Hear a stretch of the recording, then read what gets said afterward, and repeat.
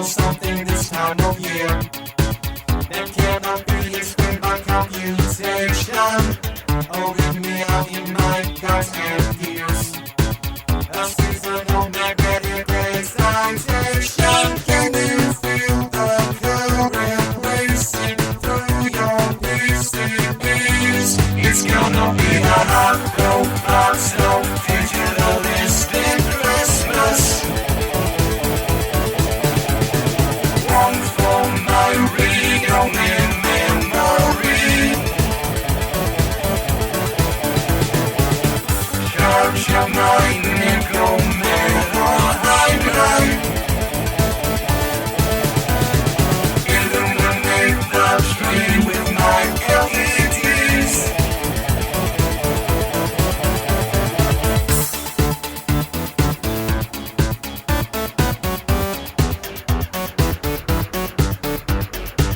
The crystalline structure of the falling snow triggers thundering the light in my radar array. My co-cap dumps emit a much brighter glow. Protocol for favorable holidays. Do you feel the galvanic surge of those megaphones? It's gonna be a hot robot, so digitalistic Christmas. One for my read-only memory. Charge up my nickel metal hydride. Illuminate the tree with my LEDs. We read your mail, we watch your posts, process your tweets. When Santa makes his list, it's our data that he needs. And if you're nice, you just might get what you ask for. And if you're naughty, you just might get a little more. It's gonna be a hot robot, so digitalistic Christmas. Back it up to the cloud and USB. I'm too excited, I can't power down. I want to process the gifts that brought me. It's gonna be a hot robot, so digitalistic Christmas. One for my strictly erasable, programmable, read-only memory.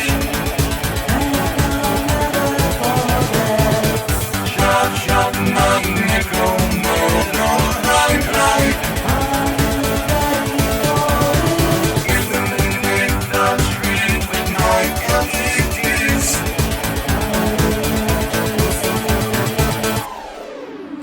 Woo! A hot roboto digitalistic Christmas. That is an oldie but a goodie from the Sunspot Christmas Archives. Hey, guess what, guys? It is Paranormal Tuesday, and it's Christmas time, so obviously I'm hanging out in Santa's workshop looking at the list of all the people who've been naughty. And anyway, if you've been naughty, Santa won't be visiting you. I will be. And joining Wendy Lynn, how we feeling tonight? Oh, just great. Just very festive. Yes. Your gifts, I think I know what they are, though. What? Those rotating gifts behind you, What they could look they like be? turntables. Hey, Turntables. Yep, that's all right. I'm the newest DJ for Sunspot. I can't wait for you guys to hear Wiki. our new record, which is just me spinning the tables for a couple hours. The wubs. The wubs. All right. It is Paranormal Tuesday. And so we are talking paranormal topics. Now, last night was the winter solstice, right? The longest, darkest night of the year.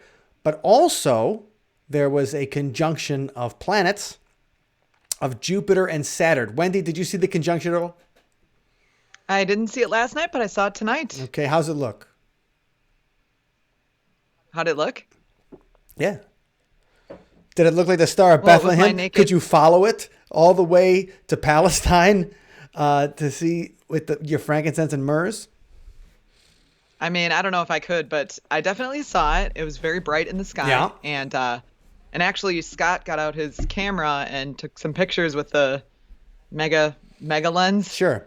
And you could see the moons around Jupiter. Oh, that's That was pretty pretty fun. cool. Yeah, you could see both of them. I mean, I honestly, with my naked eyes, I had trouble even distinguishing the two. All right. But I saw the brightness, and I could see where, an average person might look at it and call it a Christmas star. Like, wow. One singular item. Did you see it? No, I didn't see anything. I was out last night for a solstice bonfire, and not really a bon. I mean, just a regular fire, not a bon. Didn't have a big thing. There was no wicker man. There was no wicker man that we burned. We did sacrifice a virgin, but that was about it. No, it was too cloudy last night to see much. Oh, bummer. Yeah, but it was. Yeah, it's sad when that happens, when you only have, so limited. Well, I kind of lucked out tonight because I had gone for a run before sunset, and then just running around the house doing some things, and then all of a sudden I realized, like, hey, I wonder if I could see that still, because I knew that last night was the big night to see Right. it. So I looked up NASA. I read an article about it, and it said check the southwestern sky an hour after sunset. And lo and behold, it was There it about is. exactly an hour after sunset. So I ran outside, and there it was. So I lucked out big time. Well, I mean, that's cool that you got to see a little bit of the conjunction. And one of the reasons that I was thinking about Christmas and aliens this week. First of all, I'm thinking about Christmas because it's in just a couple of days. But second of all, because people were talking about the conjunction for about the past, like 2 weeks or something, they're like, oh yeah, there's going to be like a Star of Bethlehem. And I had remembered like a thing about the Star of Bethlehem in the news a couple of months ago that Tom DeLonge said when he had his History Channel show. What was the name of his History Channel show? It was like UFOs Declassified kind of thing. And let me find out his exact quote. But, so Tom DeLonge, in case you guys don't know, he was the guitar player in Blink-182 and the singer. And now he runs this thing called To the Stars Academy. And in To the Stars Academy is like this group of UFO seekers. Now, he's always been an alien guy. Blink-182 has a song called Do Aliens Exist? He's always been into it. But even though Blink-182 has gone on, they've reformed and gone on with one of the guys from Alkaline Trio taking his place, Tom DeLonge is fully invested in this To the Stars Academy. That I'm sure he could make more money playing with Blink-182 in arenas than he could be by hunting UFOs. It's not to be confused with Dancing with the Stars Academy, where he could probably also make a lot of money. He could too. This week also To the Stars Academy had some news because the guy that was with them, Luis Elizondo, who had worked for the Defense Department, and he was kind of like their in guy, who had worked on a government unidentified flying object project. He's leaving To the Stars Academy this week. So Controversy. that just came out. Like he talked about it with George Knapp on Coast to Coast on Sunday night. And so, he said that he's kind of gone as far. So To the Stars Academy, what they're doing is like they're planning on having like real UFO research along with these books that Tom DeLonge's writing, saying that they're fiction books, but they're inspired by what he says are real UFO events. And it's called Secret Machines with a K, because I guess spellings for jerks. They're secret. Right, secret machines. So anyway, that just happened. But this was back in September, and Tom DeLonge was working on his History Channel show, and he's getting an interview with the Guardian in the UK, and he says that evidence is, that he believes that aliens have been around since the birth of civilization. So he's basically doing the Erich von Daniken Chariots of the Gods type of thing, saying that aliens have visited us in the past. And he gets into the Bible, and he goes, there were things written in text thousands of years ago, like hearing voices in your head, a burning bush that was talking. He's referring to Moses and the burning bush, just in case you guys haven't seen the 10 Commandments with Charlton Heston as that Moses hears the burning bush, and that's the burning bush gives him the 10 Commandments. And that's supposed to be Yahweh giving Moses the 10 Commandments after he leads the Hebrews out of Israel, out of Egypt, before they form Israel. And then he goes, the ancient texts may have called it God, but I'm saying it's just not that simple. The Star of Bethlehem, was that a star or a craft? Because a star is really big. It wouldn't be hovering over a manger. Okay. Thanks, Tom, for that.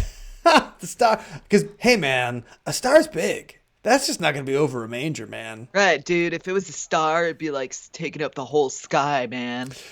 Thing is, however, when you we see stars all the time, they don't look huge. They're far away. I think he meant, though, if there's an actually, so if you say that the three wise men, and we've talked about them before, how they're of, various, like the traditions of the three wise men vary, over time.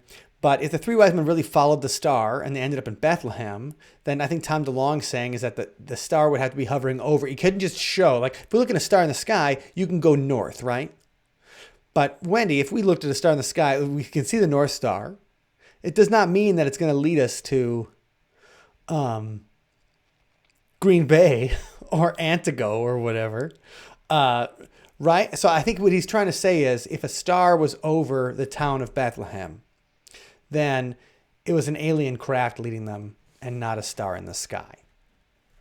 And so that's what I thought was interesting, at least. But obviously he makes himself sound like a dumbass, that's Tom DeLonge's specialty. Well, that's not the first time we've heard people make that assessment of, it wasn't a star, and then bringing in all of the other extraterrestrial possibilities that were interpreted as signs from, right, God or religion or whatever. But and it was so long ago that all we have to rely on is the written records of people. So that's not, as we know, that can get twisted and turned. And sure. So I don't know. Well, so that just made me start thinking, because about 4 years ago, we did have a guest on the podcast, and he wrote a book called Yahweh, the Biblical God is an Alien. His name was Reverend John Polk. And he believes in different dimensions, and he claims to talk to the creatures from the different dimensions, and he claims to have been in contact with Yahweh, and Yahweh's the Hebrew name for God, which is the same God that's in the Christian religion, same God that's in the Muslim religion kind of thing. They call them the Abrahamic faiths because they're all based on this. They can all trace the lineage to this character Abraham in the Bible. And so he was like, he told me that he's an alien and that Jesus was an alien. And I'm like, all right, this is the See you on the Other Side podcast. This is a safe space to talk about whatever kind of weirdness you want, and we entertain all types of ideas. Even if you said that, interestingly enough, I think if I had said that to my mother at some point when we were when I was a kid or whatever, going to church regularly, or if I'd have said that in catechism in class, if I would have said, "Excuse me, have you guys ever thought that Jesus might have been an alien?" Yeah. They would have said that was blasphemy or whatever, right? Right. And then I'm like, what? No, Son of God, an alien. We're like, well, what if God's an alien? And that's kind of what Reverend John Polk was saying when we had him on. And also, Mike, don't forget we talked to the Christian whistleblower in episode 97. Oh, yes. And he also brought up some of the potential extraterrestrial connections and questioned some of the conflicting information. Yes, Jeff come to Doherty, us. right? Yes. The Christian was, and he was a preacher for a long time. And then he turns around and he's like, no, I think Jesus is for real. I just think the stuff that we get in the Bible is actually like a setup. Like it's Jesus's enemy through the Apostle Paul that is trying to lead people away from the true message. And he goes in, he talks about, the book of Revelation and the things that talking about people seeing the chariots in the sky. He talks about, when Mary gets visited. That first time, and when you do the rosary, there's an actual, you're supposed to think about that part of the Bible, as you're praying, and it's that she's approached and it says like, don't be afraid, it's going to be cool, the fruit of thy womb, Jesus, he's going to be the Son of God, you're going to get pregnant, but nobody's going to have sex with you, don't sweat it, it's just the Son of God, no pressure. Mary, she wasn't drinking wine or whatever. She was pregnant. She's like, Son of God, can't mess this up. But the Christian whistleblower, he has a compelling argument about that when he goes in because he's so well versed in the Bible. Now, a couple of things before we jump on to a little bit more about this Christmas and aliens. Pam. From Minnesota, you were lucky you saw the convergence, Wendy. A friend and I spent an hour driving around the Twin Cities last night trying to escape the cloud cover to see the star. Oh, I saw that. We gave up after we realized Jesus would be an adult before we did so. I'm sorry, Pam. That's that. I really have to salute you for the effort that you put into that because I didn't put the effort in, and I just kind of typed a response of this nature, but if it's any consolation, it did not blow my mind. I didn't have any kind of epiphany or, it just looked like a really bright star. So I wouldn't feel like you missed out on a whole lot. Although I do understand wanting to see it like on such a unique, rare occurrence sure. on the day. But valiant, A for effort. Yes, driving around. That reminds me, Pam, there was I think 6 or 7 years ago when I was living in Minneapolis, there was a night where you're supposed to be able to see the Northern Lights. Aurora Borealis, and it was supposed to be super visible in Minnesota. And so my wife and I, we were living right downtown. And there's no way you're going to see the lights where we were living. And so we got in the car and drove north and north and north and north and still nothing. So we drove at least an hour north to be able to see the Northern Lights and couldn't see it.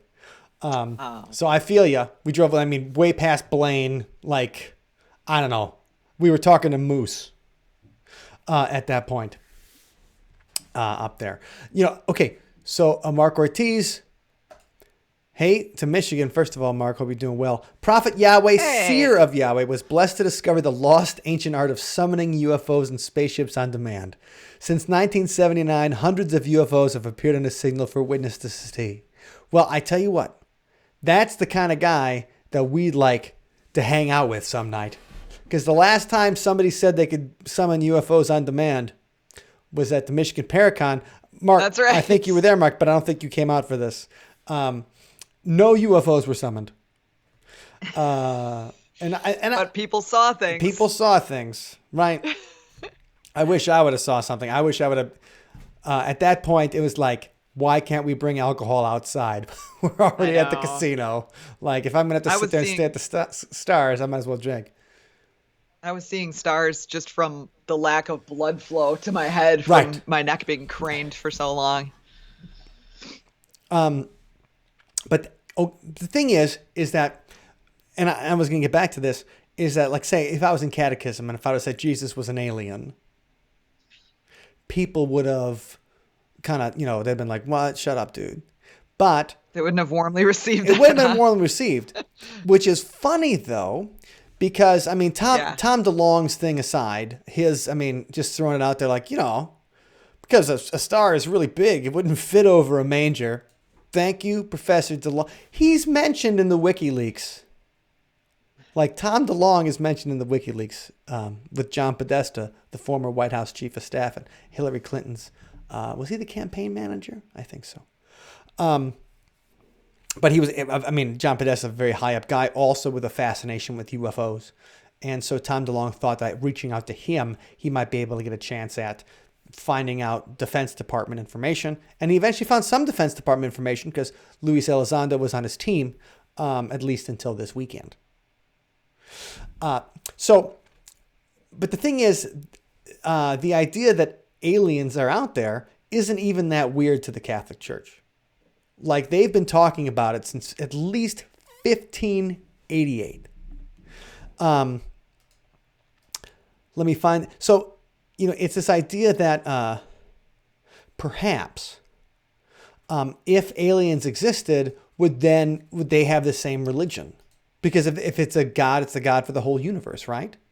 So would it be the same religion? So let me find this. 1588. We have a specific like Catholic thinker, and he Giordano Bruno, which is the most Italian name I could possibly think of. Giordano Bruno. He's making my pizza. He's an Italian Dominican friar. He wrote this in his dialogue on the cause, principle, and unity is the name of his work. I can imagine an infinite number of worlds like the earth, with a Garden of Eden on each one. In all these gardens, half the Adams and Eves will not eat the fruit of knowledge, but half will. But half of infinity is also infinity. Pretty deep for the 16th century. Dude. So an infinite number of worlds will fall from grace, and there will be an infinite number of crucifixions. So it's this idea that no matter where you are in the universe, kind of thing, no matter each planet, all these worlds, they would require a Messiah because of the Adam and Eve eating the apple and getting kicked out of paradise. So this idea that aliens could exist and they'd also have the same religion is 500 years old, at least. And so I'm like, I didn't know that before. So I thought that was really interesting. And it's also the fact that the Vatican has an observatory. And we've talked about this before because remember 5 years ago, people thought that Pope Francis was going to be the disclosure Pope. Like, this is what happens in the UFO world, guys. This is what happens on the internet. Where we should be so lucky. Like, when we're talking about things, you're talking about things with people with jobs and stuff like that. And they're like, yeah, this is going to be the disclosure Pope. You think if that was episode 42, by the way. Woo! Lucky number. But long ago. Yes. And it was quite the conversation. And in fact, that episode is one of our most downloaded episodes. So people must be very curious about what the Vatican knows. Well, I mean, that's the idea. I mean, even in the South Park, when they had the thing about, so the Catholic priest from South Park was shocked by the molestation scandals. And so he goes to the Vatican and he's like, we got to do something about this, guys. And the Vatican's like, yeah, they're finally finding out that we can't touch little boys. And it's this whole thing. And then eventually you go back to meet the Pope and the Supreme Leader. And the Supreme Leader is a spider alien who comes to this planet just to touch little kids. And the South Park priest is the only one who's the good one because he's like, what's going on here? The Vatican I find fascinating. The fact that they have this observatory. One of the reasons they started the observatory was just so that they could get the calendar right. So when the calendars changed from the Julian calendar to the Gregorian calendar, which we have today, and then you'll like the Orthodox, the Greek Orthodox, like that's why if you have any friends that are Russian Orthodox or Greek Orthodox, they have Christmas at a different day, like they have Christmas in like 10 days. It's because the calendar changed. The Gregorian calendar, named after Pope Gregory, changed in like the 13th century. And the old Roman calendar, Julian, named after Julius Caesar, they left it behind to try to create a more accurate calendar. That's the reason they created this observatory like 600 years ago. But now they still have the observatory, and they even have like branches. And there's one branch in Arizona of the Vatican Observatory where it's like out in the desert and you get a really clear view of the sky. So they don't have to worry about the calendar anymore. So why are they? And so that's what people say it like, oh yeah, well, it's because the Vatican knows about the aliens. That's why they still have the observatory. My father was a Catholic and he talked about aliens all the time. And it's funny because even you get Pope Francis coming out like in 2015. And this wasn't part of some kind of like question. There wasn't like, he wasn't like on the Tonight Show and Jimmy Kimmel asked him about aliens. He just comes out in one of his sermons and he goes, yeah, I tell you what, who are we to not allow people into the church? If Martians came down here tomorrow, I would talk to them and baptize them. No problem. So it's a funny kind of thing because even the Pope brings it up without anybody mentioning it to him. He's like, oh yeah, I would totally baptize the Martians because I know about them and they're on the way. Mm-hmm. So that's what makes it interesting about that. Okay. So kind of, people's comfort level with this kind of discussion depends on like you said, so pros Kent, like, hey, my father was a Catholic. He loved aliens and stuff. Well, yeah, some people really do. I can't imagine it being a big hit when I was a kid and saying it. But some people go further than that. They go to the Reverend Poke level. And it's not just guys like Reverend Poke. It's who he doesn't have his own religion. Other people do. The Aetherius Society. In 1954, a London cabbie named George King received a telepathic communication from an extraterrestrial intelligence named Master Aetherius. And he goes, prepare yourself. You are to become the voice of the Interplanetary Parliament. Okay. So, London cabbie, voice of the Interplanetary Parliament. That sounds about right. This is a voice delivered from the planet Venus. And in 1955, George King founds the Aetherius Society, a religious group dedicated to spreading and acting upon the teachings of advanced extraterrestrial intelligences. And he's saying he's being channeled through this Master Aetherius.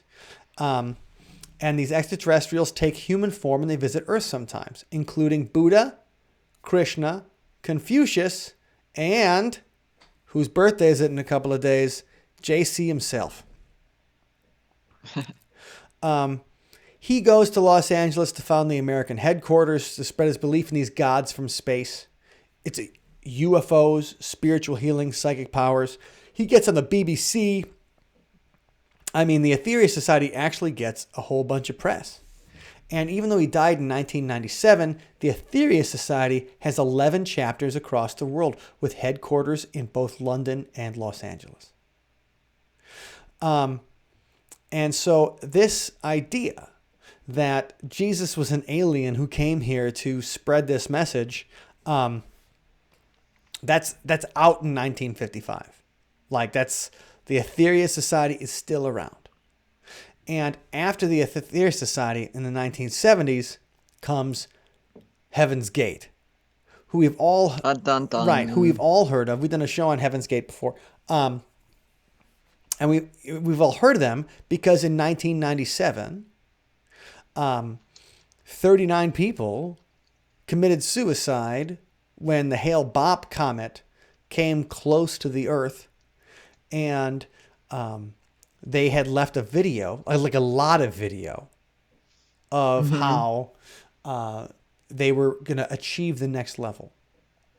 And the next level of humanity, the evolution, was they were going to become aliens and join God in heaven because he's an alien too.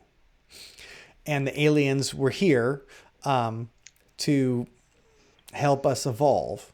And the leaders, T and Do, the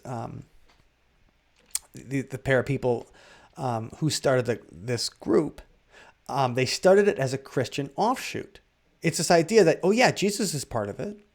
Like all the religion that you've believed your entire life, you don't have to disbelieve it. This is just the next part of it.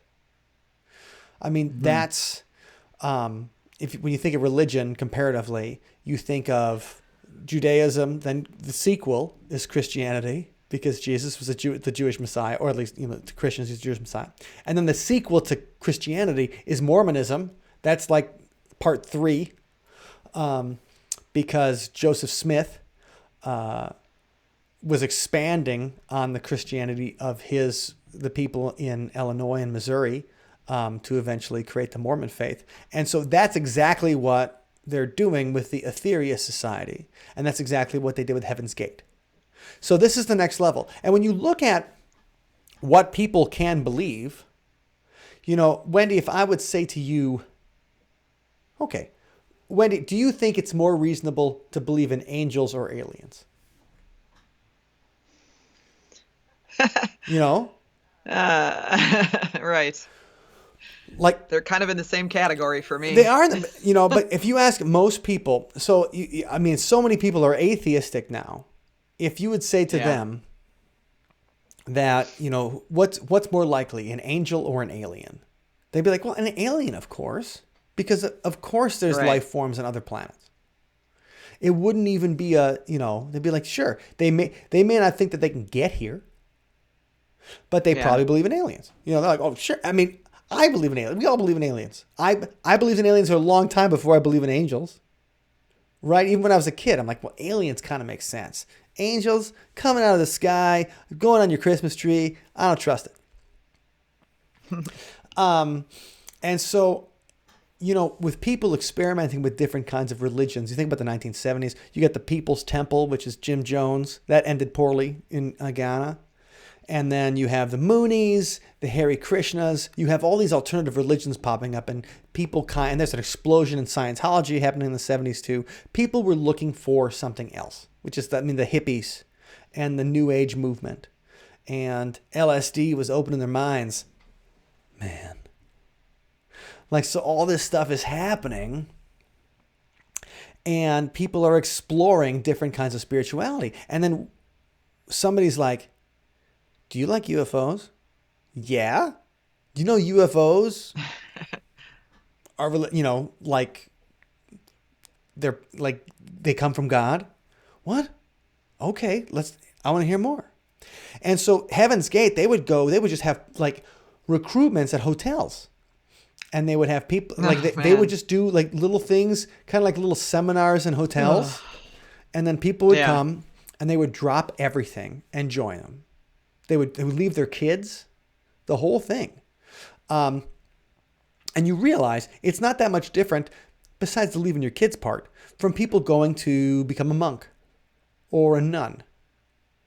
If you tell somebody, I would like to just go live in this dorm with a bunch of people and pray all day, it really takes a special kind of person to do that. And they found those kind of people. They did. To join that. Amazing, really. So Heaven's Gate then becomes, the next level. And Heaven's Gate's so interesting too, because they made money through designing websites. And that's right. And the Heaven's Gate website is still up. Oh my gosh, weird. I even found from Wired.com in the magazine the source, what they would use for, remember the old days of SEO, search engine optimization, for you guys who haven't worked in internet marketing before.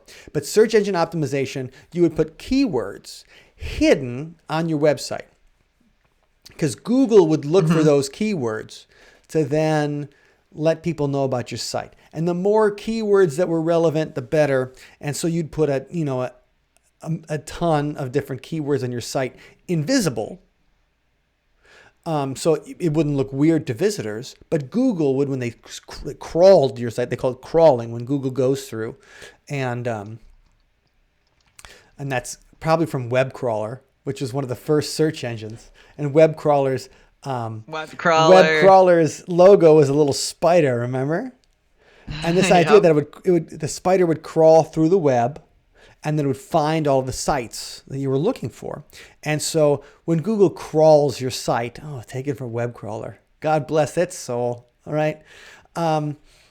Then so like Heaven's Gate, their keywords were UFO, space, alien, extraterrestrial, misinformation, freedom, second coming. That's the second coming of Jesus, the return, it's prophesied in the book of Revelation. Angels, end times, 144,000. That goes back to Calvinism, the elect. So like when the Puritans came here, we talked about this in our episode about the Puritans' Satanic Thanksgiving, and our song, The Wonders of the Invisible World. When the Puritans came here, and the Calvinists, who were following the Christianity of philosopher John Calvin, this idea there's only 144,000 people will get to go to heaven. And it's already been predetermined who they are. The elect is what they were called. And I mean, this is obviously a time when there was a much less population. They're just speaking to people in, 16th century England. But the fact is, this 144,000, they would use that. So that using all terms, this is Internet Marketing 101, but for a cult. Abductees, agnostic, alien, Allah, alternative, angels, Antichrist, apocalypse, Armageddon, ascension, atheist, awakening, away team, because that's what they call themselves. They called themselves the away team because then they were going home. The away team is from Star Trek.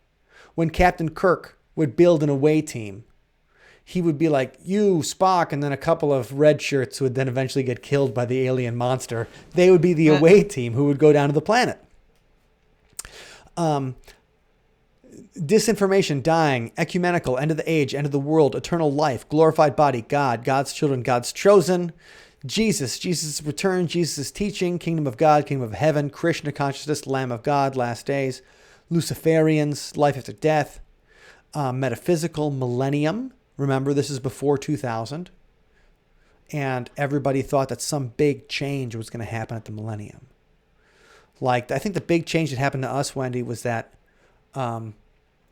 silver shirts went out of style. I knew you were going to go with Well, I mean, and it's too bad because they should have really stuck around in style for at least a couple of years just so that we could have, snapped up all the clearance merchandise after New Year's. So really what changed for us at the millennium, like there was no Y2K. The Y2K was for our clothes. That was the disaster that happened to us and our band. But space alien, spacecraft, spirit guides, supernatural telepathy, the remnant. That's another thing too, this idea. The people who are left behind after the rapture, where people get, brought up to heaven. Theosophy, truth, two witnesses, UFO, virginity. Okay. Walk-ins. That's the idea of when an alien takes over the body, kind of thing. Out-of-body experience, our Lord's return, Yoda, Yahweh, Yeshua. So it's funny because you're playing on this idea too. Like, okay, so Yoda is one of their keywords right next to Yeshua, which is Jesus, the name of Jesus. And that's what Heaven's Gate is doing. It's playing on this whole idea of we believe in aliens, X-Files. We have Roswell seems reasonable. And if you believe in that stuff, maybe, and you were raised Christian, maybe you will be interested in what we have to offer. So, right. I mean, that's Jesus is an alien right there in the Heaven's Gate. And it's in their SEO marketing for people to come to their website, which is still up. So crazy. Yeah. I can't believe. I mean, what kind of hosting plan did they sign up for? They must have gotten the really cheap one that's like 50 years for. Well, I looked at the the Who Is and stuff like that when we did our Heaven's Gate. And so there's somebody who is left behind who still operates the site. Aw. And like, I think That would be an interesting person to talk to. would totally be an interesting person to talk to. Like, their phone number is not in the Who Is. Otherwise, I'm sure HBO would have called them for the new series. Oh, goodness. Which is it's a good show. Yeah. If you like shows on cults, and I do, that's definitely it's been a good so far. That's cool. I haven't seen it yet. So, but this idea, and the thing is, the reason that people think that Jesus would be an alien is because he could perform miracles. Walking on water, Right. Raising Lazarus from the dead, the water into wine, which makes him the best at parties ever. The funny thing about the water into wine too is that he said, because it's his mother that asked him to do it. So they're at the wedding at Cana.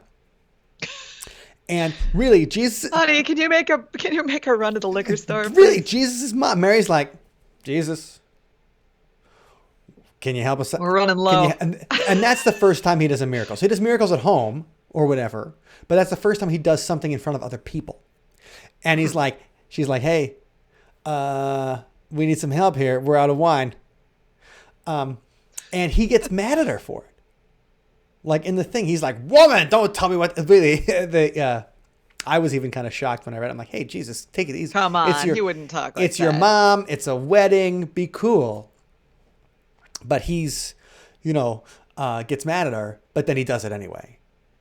It's just a funny thing because it's like, it's such a human. Mom, I don't want to go to the store. Jesus, come on. We need to. Don't make me do another miracle. Talk to your dad about this wine. It's like the Christmas party where they're like, Johnny, play us a tune on your violin.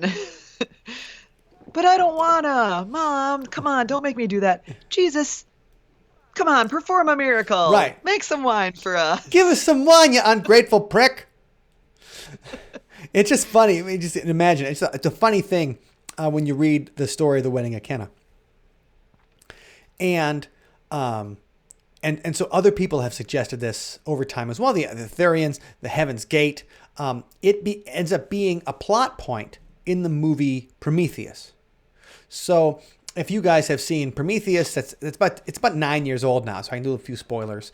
Prometheus is kind of an alien prequel, right? Ridley Scott, such a great, obviously director, and in Prometheus, he's got they were doing a interview with Ridley Scott afterwards, and the idea is that in the first Alien movie, you see this huge kind of creature in the ship that they find the original alien in. But he's already dead. And they called it the Engineer, was the name of the creature. And so you never get any more explanations about the Engineer after that first movie from 1979. So 30 years later, they make a movie about who the Engineers were. And the beginning of the movie, you see the Engineer come down to a planet and makes human life or makes some kind of life. And this idea they seeded life throughout the galaxy, and one of the things they seeded human life. And so, and eventually they get mad at these different planets and try to destroy them, and they try to use the aliens to destroy them. Earth is one.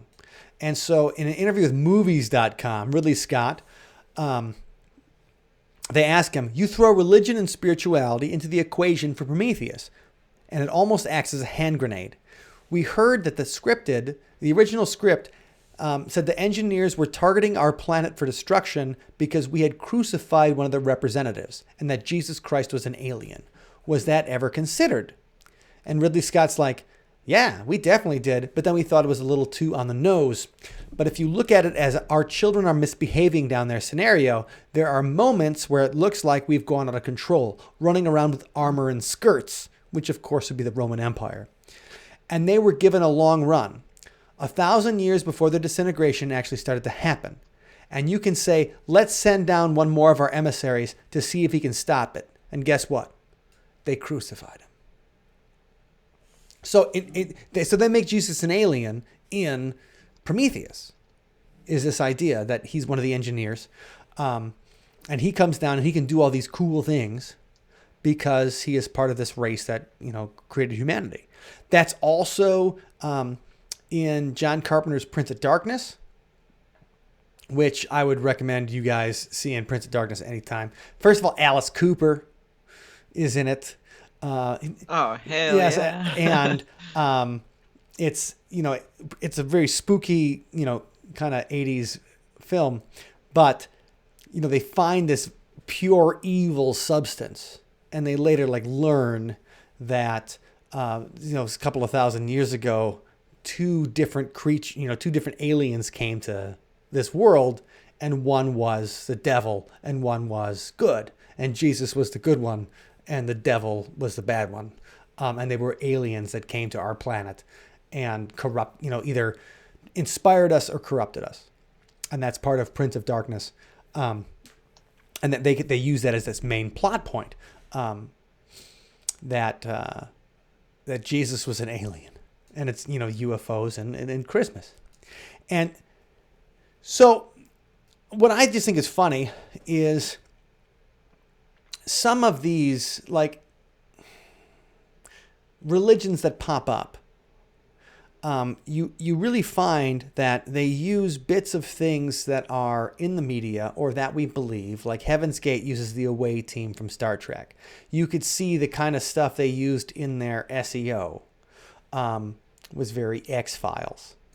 And, when UFOs are really popular, I mean, they've been having their moment for the past couple of years again, with the Defense Department coming and saying, and the former head of the CIA said 2 weeks ago, he was like, well, they could be not of this planet or whatever.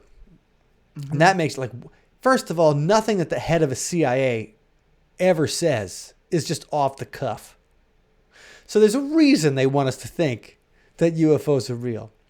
But, they find a little bit of something you can believe in. And it doesn't have to be bad, because religion on the whole can be a good thing in a lot of ways. But in order to create the belief, you have to find something that you think is plausible, and then you can extrapolate from that.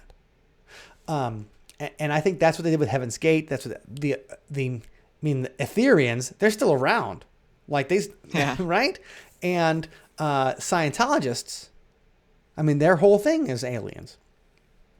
Is that more unbelievable? If Jesus is a representative of God, could God be an alien? One thing that makes me think that, a lot of us who are interested in alien stuff and the paranormal, we talk about communion on this show a lot, probably because communion did more to give us the idea of the gray alien that dominated the 90s. More than any other work. And if you read the sequel to Communion, and my sister actually bought the sequel to Communion and just had it in her room. And when I would roam around her room looking for stuff, I found it. And I read the first half of it.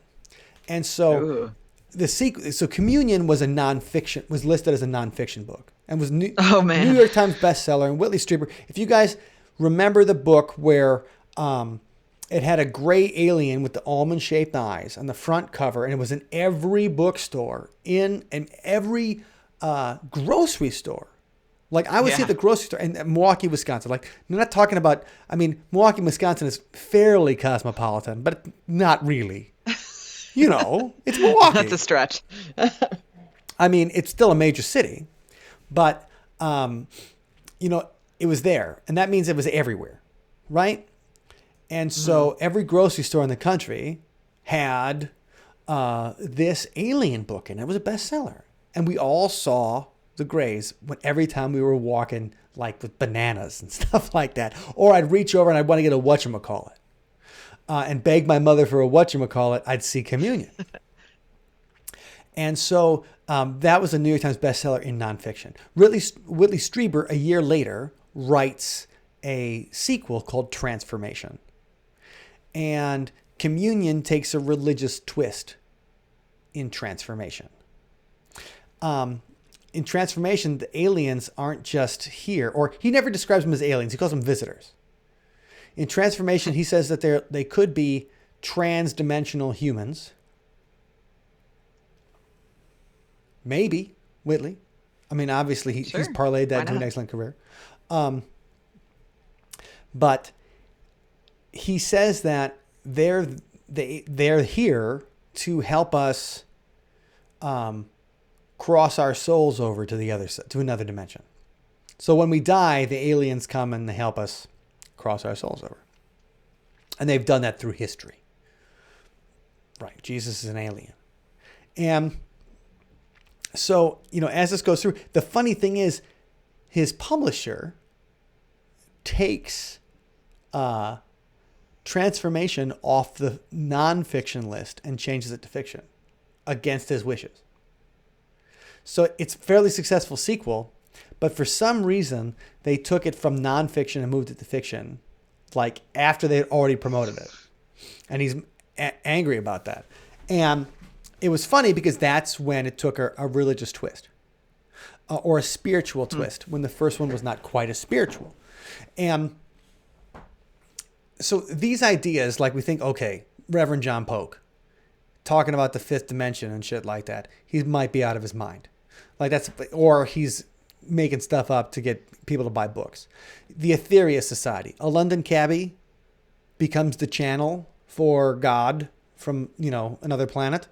Please. Heaven's Gate, right? They're crazy. Like they killed themselves. They killed themselves and all wore the same sneakers. So we have these preconceived notions about these things. But Whitley Strieber's super popular. Like, I mean, he's got his own show, and he's a great writer, no question. But Whitley Strieber's still super popular. And he's basically saying the same thing. The aliens that abducted him and his son, I think he talks about, are really just representatives of God. And they're going to help our souls cross over to the other side. Transformation. Because after communion, the whole point is that when you take communion, you're actually drinking the blood of Christ, the wine. Transubstantiation, that idea that when you're in church, it becomes the real thing. And so that's this idea of after communion comes transformation, is why he named the book that. And so we listen to Whitley Strieber, and I've read his books and stuff like that, and I'm like, well, he's not crazy. But I read, when I was 13 or 14 years old, I read this book that said the exact same things that Marshall Applewhite. Whitley Strieber doesn't tell anybody to kill themselves, but the same kind of message, that it's the aliens or whatever that are going to transform our souls, that these guys thought could get to the next level. And that Reverend John Polk said the same thing. So when we judge the culties, right, it's good to re-examine a little bit and realize that any of us could believe in the same thing or it's true. Have that same kind of thing. So speaking of Reverend John Polk, when we had him on the show, we did write a song for him, a Christmas song called a Christmas medley called Jesus is an Alien. And that was in the episode, and we put it on YouTube. And looking at the amount of YouTube views it has, none of you have seen it. So we are going to show that to you tonight.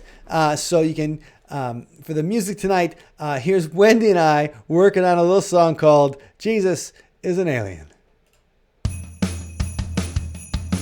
2,000 years ago, they came down from beyond to find an innocent girl to plant an inhuman spawn, pretending they were angels with authority from above. Create a super being, but at least he preached some love. Oh, Jesus is an alien.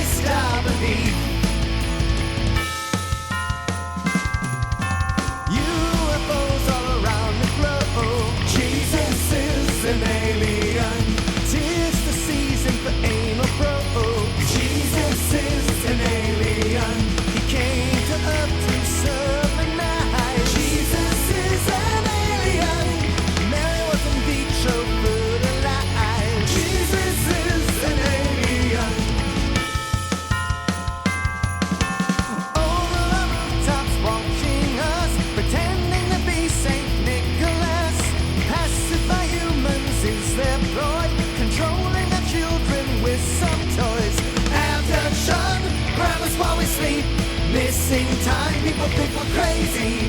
Over the rooftop, zap, zap, zap.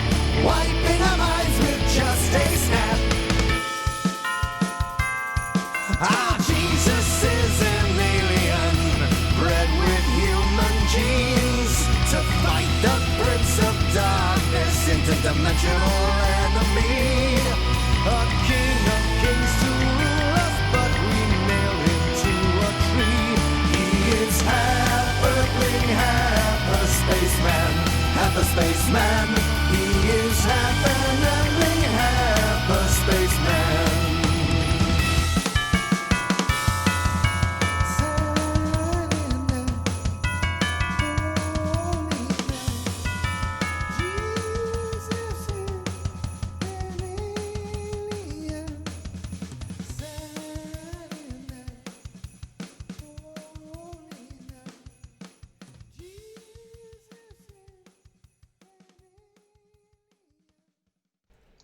Oh man, I haven't watched that in 4 years. And so it was fun to revisit a little bit of some of our favorite Christmas songs with some new words. And Yeah, we really went for it on that one. You know, one song wasn't enough. Had to had to four. put 3 different ones. 4 different ones. You know, but this idea, though, you know, we're having a laugh about Jesus and Alien and Aetherius Society and how, you know, ridiculous it all sounds. I mean, there are websites that actually take on this thing. Was Jesus an alien? Creation.com, which obviously isn't a website that espouses evolutionary theory. But Creation.com, their biggest argument against it is that, well, either you think that the Gospels, which is this, you know, in the Bible, those are the stories of Jesus, either you think they're reliable or you think they're not. And if you think they're reliable, then about the miracles, then it wouldn't be, then why is it more of an idea that Jesus is an alien than Jesus is the Son of God? So that idea is like, look, if you think the Gospels are reliable, why do you think they're being fooled, kind of thing? And if you think they're unreliable, then the Gospels aren't true. And so it's nobody actually walked on water. Nobody actually did the miracle of the loaves and fishes. Nobody brought Lazarus back to life. And that was just something they made up. And I'm like, oh, that's a totally good point. That's a totally good point. I'm like, yeah, that makes sense, right? If you trust it, why would you think they're lying? If you don't trust it, then why do you care? So, hey, I'm with the Creation guys on that one. They did a good job. So, you know, this idea, though, that extraterrestrials are not separate from religion. You know, that's not just something for Christmas. That's something you can enjoy all year round. Yeah. But that is something, though, when you think about life in the universe, that we have to contemplate. Because if you think that life in the universe exists, and you think that your God is the God of the whole universe, is he also the God of those people? There's a great book called The Book of Strange New Things by Michael Farber or Michael Faber. I can't remember. I read it a few years ago. But in the Book of Strange New Things, it's about a missionary who goes to a planet, which is the first planet we discovered alien life. And yeah, I read that. That's a good one. Yeah, it's a great book. Tries to evangelize to them, you know. But it's it deals with those kind of issues, not just religion, but also like living out in the middle of nowhere, which is a different planet, with the people you don't quite understand. And so it's that's a cool one. As far as Christmas alien stories, I'll tell you my favorite. And I kind of don't want to ruin it. So I'll just say it you can find it online. It's from 1955. It's by Arthur C. Clarke, and it's called The Star. Okay. And I didn't read it until a few years ago, but I originally saw it because they adapted it for the new Twilight Zone from the mid-'80s. And the new Twilight Zone had, amazing directors, Toby Hooper, Wes Craven. Like, the people who worked in the new Twilight Zone were legit. I mean, George Martin from Game of Thrones was he was one of the, the story writers and script editors. And so new Twilight Zone was amazing. And this episode blew my mind. It was a Christmas episode from like 1985, and I was, 9? And it was an adaptation of Arthur C. Clarke's story, The Star. Oh, cool. And so that's the kind of one I would recommend everybody to check out, because it's an interesting story dealing with a Jesuit priest on a space mission. And maybe you can also find it on YouTube or something like that if you want to see the Twilight Zone version. But either way, that's my personal favorite Christmas story that has to do with Christmas and aliens, and I think you guys might really enjoy it. And for everybody out there, hey guys, let's have an awesome Christmas, right? Yeah, sure. And you guys have been helping us all year round. If anybody enjoys the kind of stuff that Wendy and I do with Paranormal Tuesday, or the band on Thirsty Thursday, or the band in general, and we're going to have live shows. When it's time to rock again, we are ready to rock. Oh, there will be rock. No question. And patreon.com/sunspotmusic is a place that you can share that. We have monthly hangouts and a Facebook group and things like that. And so we encourage you guys, please come check that out if you're enjoying what we're doing. But everybody out there, we want to say, have a good Christmas. Enjoy your holidays, no matter how you celebrate. If you celebrate the birth of the aliens, great. If you're devout, that is great too. Then this is a great time to celebrate, because this is the great time of year. Or if you're just having the occasion to be thankful for yes, things you have, and family, friends, etc. Yes, just enjoy it, have a good time, be safe, stay healthy, right? And then let's rock 2021 right around the corner, yo. Dude, we're gonna go nasty in 2021. So next week we'll do a New Year's a special New Year's Sunspot show on Wednesday night. So Paranormal Tuesday will be back in 2021. But we're going to have our show next week is going to be Wednesday, Thirsty Wednesday, and we're going to party with you the day before New Year's Eve to get you ready for a kick-ass New Year's Eve. And That's right. We hope that everybody has a wonderful Christmas. We hope that alien baby Jesus comes to visit you and brings you all you want. But either way, you guys are awesome. And thank you very much for spending your time with us and letting us explore these kind of themes and stuff like that every week, because it's fun to talk about the big picture and what it all means. And you guys make it possible. So everybody, Merry Christmas, Happy New Year. Cheers. And we'll see you next Wednesday night for a Sunspot New Year's party. Oh, and I forgot to say the tagline. See you on the other side.